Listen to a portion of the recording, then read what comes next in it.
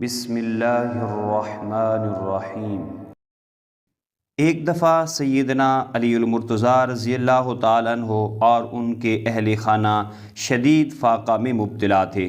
آپ رضی اللہ تعالیٰ عنہ اس پریشانی کے عالم میں کسی مزدوری وغیرہ کی تلاش میں نکلے تاکہ اپنا اور اپنے بال بچوں کا پیٹ بھر سکیں۔ شہر سے باہر آپ کا گزر ایک عورت پر ہوا جو کنویں سے پانی نکالنے کے لیے کسی مزدور کی تلاش میں تھی۔ آپ نے اس سے بات کی تو وہ ایک بڑے ڈول کے بدلے ایک کھجور دینے پر راضی ہو گئی۔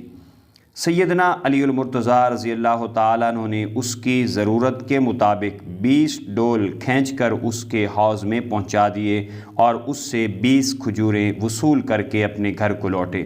راستے میں پیغمبر علیہ السلام سے ملاقات ہوئی تو آپ صلی اللہ علیہ وسلم نے حال احوال پوچھا اور ان کھجوروں کے متعلق پوچھا جو ان کے ہاتھ میں تھیں۔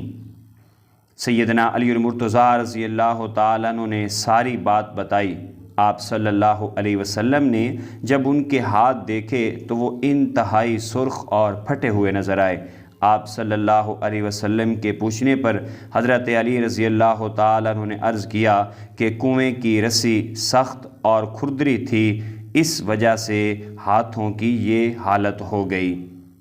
پیغمبر علیہ السلام نے آپ کے ہاتھوں کو پکڑ کر بوسہ دیا اور اپنے چہرے پر پھیر لیا اور فرمایا، تلکا یدن بارکہ اللہ، یہ تو انتہائی برکت والے ہاتھ ہیں جنہوں نے محنت اور مزدوری کی ہے۔ پھر آپ صلی اللہ علیہ وسلم نے فرمایا کہ صرف ہاتھ نہیں بلکہ یہ کمائی بھی انتہائی مبارک ہے جو محنت کر کے حاصل کی گئی ہے۔